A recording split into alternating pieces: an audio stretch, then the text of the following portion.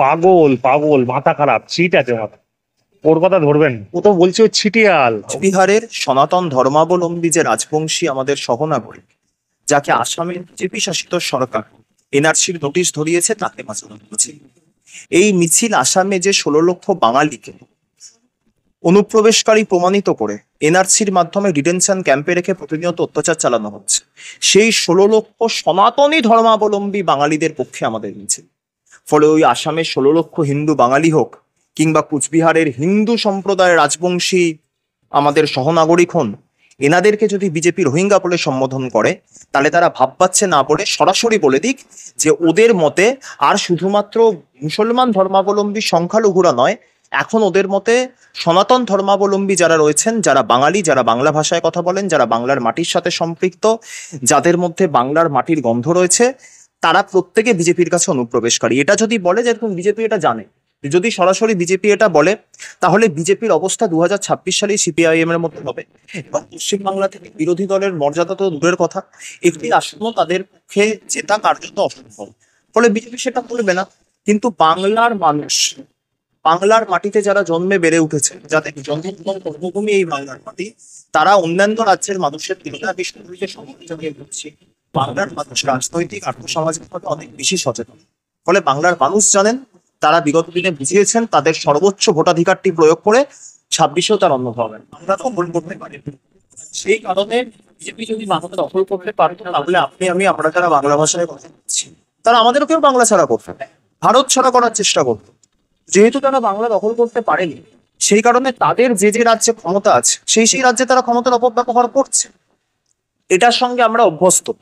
এর বিরুদ্ধে প্রবহমান আন্দোলন এবং সংগ্রামশীলতা দেখুন পথই পথ দেখায়। তাই জন্যই মমতা বন্দ্যোপাধ্যায় আজকে স্বয়ং পথে নেমেছে। আজকে ওর কথায়, ওর তো উদ্দেশ্য একটাই যে এই ও কি যারা বললো, তা নিয়ে দুটো নেতা আবার পাল্টা কিছু বললো, তাদের কি হবে, ওকে নিয়ে খবরে থাকবে। ওর উদ্দেশ্য শুধু খবরে থাকা। ও তো মানুষের সঙ্গে নেই, ও তো গ্রাউন্ড লেভেলে বিজেপির সঙ্গেও নেই। ওর তো আসল লড়াই বিজেপির সঙ্গে, ওর সুকান্ত বাবুর সঙ্গে লড়াই, ওর দিলীপ বাবুর সঙ্গে লড়াই, এবং আজকে শ্রমিক বাবুর সঙ্গে লড়াই।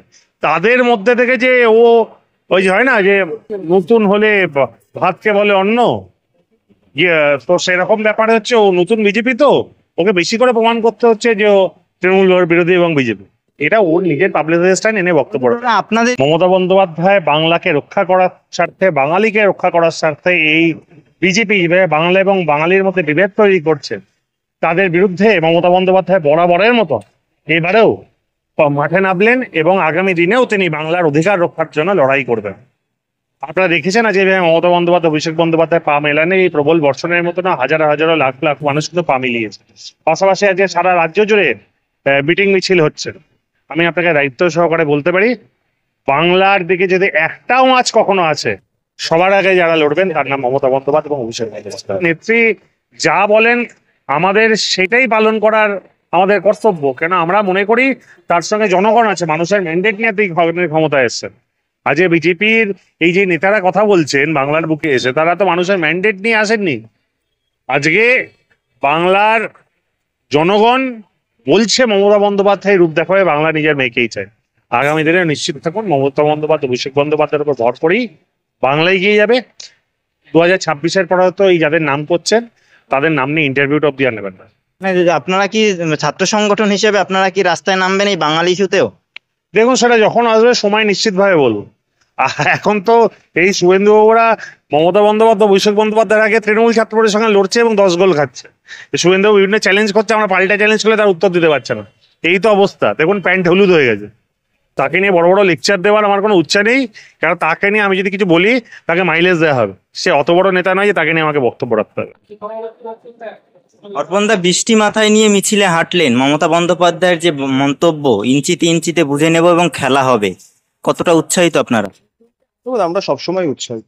যদি উৎসাহিত না থাকতাম তাহলে এই বৃষ্টি মাথায় নিয়ে শুধু আমরা তো নয়, কলকাতায় উত্তর এবং মধ্য কলকাতা জুড়ে মমতা বন্দ্যোপাধ্যায় যে যে রাস্তা দিয়ে মিছিল করেছেন, সেই রাস্তা থেকে, সেই রাস্তার দুধারে যত বাড়ি আছে, সেই বাড়ি থেকে মানুষরা বেরিয়ে এসেছেন।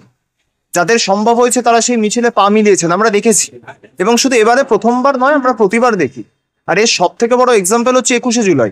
প্রতি বছর 21শে জুলাই বৃষ্টি হয়, এবং 21শে জুলাই শুধুমাত্র কলকাতা এবং সারাউন্ডিংস বলে নয়, বাংলার বিভিন্ন প্রান্ত থেকে, দূর দূরান্ত থেকে তৃণমূল কংগ্রেসের কর্মী সমর্থকরা তাদের নেতৃত্বদের সাথে আসেন এবং যেভাবে যেভাবে নেত্রী নির্দেশ দেন, দলের রাজ্য সভাপতি সুব্রত বক্সী থেকে শুরু করে সর্বভারতীয় সাধারণ সম্পাদক অভিষেক বন্দ্যোপাধ্যায়, তারা যেভাবে নির্দেশ দেন সেভাবে দলের কর্মী সমর্থকরা বৃষ্টি মাথায় নিয়ে আবহাওয়ার ভ্রুকুটি, প্রকৃতির রক্তচক্ষুকে উপেক্ষা করে তারা আসেন, ঠিক যেভাবে তারা বিগত দিনে বামেদের রক্তচক্ষুকে উপেক্ষা করেছেন, যেভাবে তারা বিজেপির রক্তচক্ষুকে উপেক্ষা করেছেন, সে একইভাবে। তো স্বভাবতই মমতা বন্দ্যোপাধ্যায় বার্তা দিয়েছেন এবং বাংলার বুকে, বাংলার বিভিন্ন প্রান্ত থেকে যত তৃণমূল কংগ্রেস কর্মীরা এসেছেন, পায়ে পা মিলিয়েছেন, বাঙালির অধিকার সুরক্ষিত করতে, বাংলা ভাষার অধিকারকে আরো দৃঢ়তার সাথে সুরক্ষিত করতে। যতবার বাংলার বুকে আক্রমণ এসছে, আমাদের অধিকারের প্রশ্ন উঠেছে, ততবার মমতা বন্দ্যোপাধ্যায় রাস্তায় নেমেছেন এবং আমরা বিশ্বাস করি এর পরিপ্রেক্ষিতে আগামী প্রজন্ম মমতা বন্দ্যোপাধ্যায়কে শুধুমাত্র একজন রাজনীতিবিদ হিসাবে নয়, একজন সমাজ সংস্কারক হিসাবে বাংলা তথা ভারতবর্ষের আর্থ সামাজিক ইতিহাস মমতা বন্দ্যোপাধ্যায়কে মনে রাখবে। অভিষেক বন্দ্যোপাধ্যায় আপনাদের কি দিলেন, আজকে কি বার্তা দিলেন? মমতা বন্দ্যোপাধ্যায় যেখানে আছেন, যেখানে স্বয়ং নেত্রী বার্তা দেন, অভিষেক বন্দ্যোপাধ্যায় মমতা বন্দ্যোপাধ্যায়ের দলের সেই সৈনিক যিনি মনে করেন মমতা বন্দ্যোপাধ্যায় যেখানে স্বয়ং বার্তা দিচ্ছেন সেখানে কিছু বলা মানে ধৃষ্টতা। তো স্বাভাবিকভাবে অভিষেক বন্দ্যোপাধ্যায় মিছিলে ছিলেন, এটা কর্মীদেরকে আরো উত্তেজিত করেছে। নবীন এবং প্রবীণের যে অসাধারণ মেলবন্ধন, সেই নজির আজকে গোটা কলকাতা শহর, গোটা রাজ্যের মানুষ দেখেছেন ভার্চুয়ালি, যারা মিছিলে পা মিলিয়েছেন তারা প্রত্যক্ষ করেছেন। স্বাভাবিকভাবেই এই বার্তা আজকে বিজেপির কাছে এবং প্রত্যেকটি বিরোধী রাজনৈতিক দলের কাছে স্পষ্ট হয়ে গেছে যে মমতা বন্দ্যোপাধ্যায়ের নেতৃত্ব আর অভিষেক বন্দ্যোপাধ্যায়ের সেনাপতিত্ব, এই সাংগঠনিকভাবে এরকম দৃঢ় মজবুত তৃণমূল কংগ্রেসকে কোনো রাজনৈতিক শক্তির পরাজিত করা কার্যত অসম্ভব।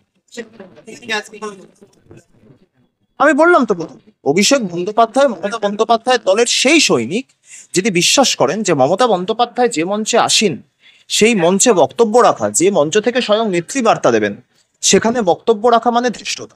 এবং এটা ছাড়াও অভিষেক বন্দ্যোপাধ্যায় দলের এক অত্যন্ত শৃঙ্খলাবদ্ধ কর্মী এবং হয়তো মমতা বন্দ্যোপাধ্যায়ের সৈন্য ভাণ্ডারের যে প্রথম 5 জন সবচেয়ে বেশি শৃঙ্খলাবদ্ধ সৈনিক রয়েছেন তাদের মধ্যে অন্যতম। সেই কারণেই মমতা বন্দ্যোপাধ্যায় তাকে দলের সর্বভারতীয় সাধারণ সম্পাদক করেছেন।